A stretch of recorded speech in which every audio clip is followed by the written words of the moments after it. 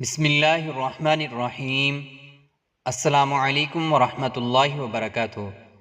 حضرت امی عائشہ صدیقہ رضی اللہ تعالیٰ عنہ نے عرض کیا، یا رسول اللہ صلی اللہ علیہ وآلہ وسلم، عورتوں کو تو بہت سا ثواب مل گیا، مردوں کے بارے میں بھی ارشاد فرمائیے۔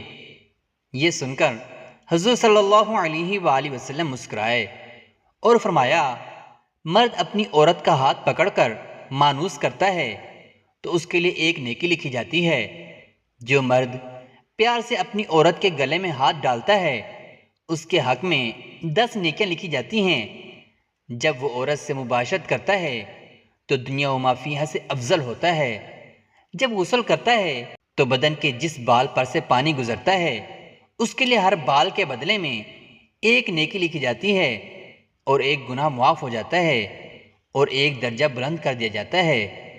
اور غسل کرنے کی عوض میں جو چیز دی جاتی ہے وہ دنیا و ما فیہا سے بہتر ہوتی ہے، اور بے شک اللہ تعالیٰ اس پر فخر کرتا ہے اور فرشتوں سے کہتا ہے کہ میرے بندے کی طرف دیکھو کہ ایسی سرد رات میں غسل جنابت کے لیے اٹھا ہے، اور وہ اس بات پر یقین رکھتا ہے کہ میں اس کا رب ہوں۔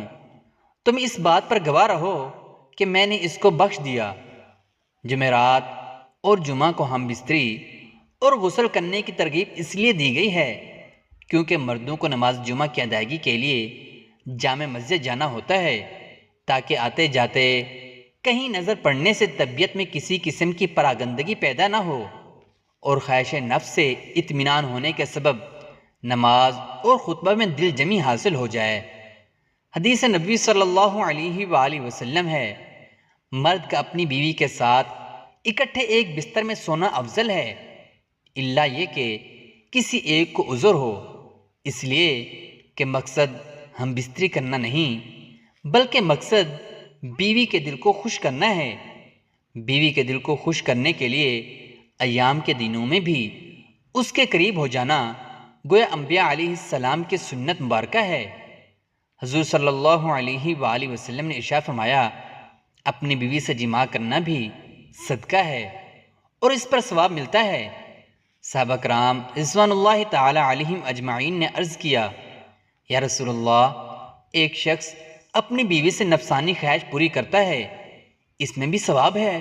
آپ نے ارشاد فرمایا کہ اگر وہ اپنی خواہش کسی غلط جگہ پوری کرتا تو اس پر گناہ ہوتا یا نہیں؟ صحابہ کرام رضوان اللہ تعالی علیہم اجمعین نے عرض کیا، یا رسول اللہ، ضرور۔ فرمایا، جب گناہ سے بچنے کے لیے حلال جگہ اس کو صرف کیا تو ضرور ثواب ملے گا۔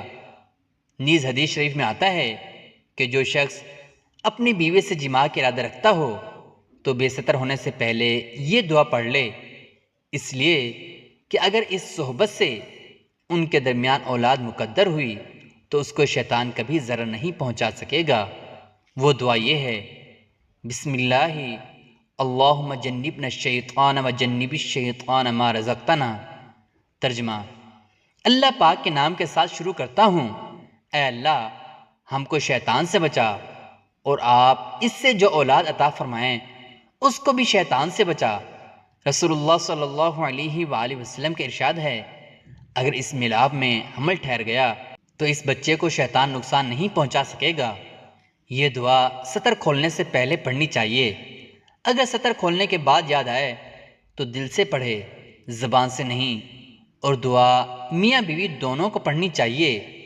شیطان کے نقصان نہ پہنچنے کے مطلب میں علماء کرام نے کئی مطلب بیان فرمائے ہیں، مگر ایک عمدہ مطلب بعض علماء نے یہ بیان فرمایا کہ اس بچے کا ایمان محفوظ رہے گا، شیطان اس کو ایمان سے ہٹا نہیں سکے گا۔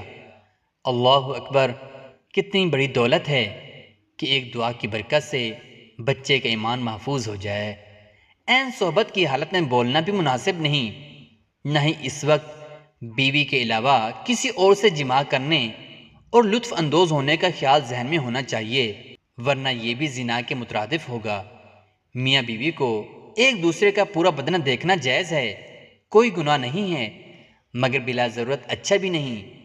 حضرت ابو ہریرہ رضی اللہ تعالیٰ عنہ سے روایت ہے، کہتے ہیں اللہ کے رسول صلی اللہ علیہ وآلہ وسلم نے فرمایا، اس ذات کی قسم جس کے ہاتھ میں میری جان ہے، کوئی مرد نہیں جو اپنی بیوی کو اس کے بستر کی طرف بلائے اور وہ انکار کرے، مگر وہ جو آسمان میں ہے اس سے ناراض رہتا ہے یہاں تک کہ وہ شوہر اس سے راضی ہو جائے۔ حضرت ابو ہریرہ رضی اللہ تعالیٰ عنہ فرماتے ہیں کہ رسول اللہ صلی اللہ علیہ وآلہ وسلم نے نماز پڑھائی اور فرمایا، اپنی جگہوں پر بیٹھے رہو، اپنی جگہوں پر بیٹھے رہو۔ پھر آپ صلی اللہ علیہ وآلہ وسلم نے اللہ تعالیٰ کی حمد و ثنا بیان کی، پھر اما بعد کہا اور پہلے مردوں کی جانب متوجہ ہوئے اور فرمایا، کیا تم میں سے کوئی ایسا ہے جو اپنی بیوی کے پاس آ کر دروازہ بند کر لیتا ہے اور پردہ ڈال لیتا ہے اور پردے میں چھپ جاتا ہے؟ لوگوں نے جواب دیا، ہاں۔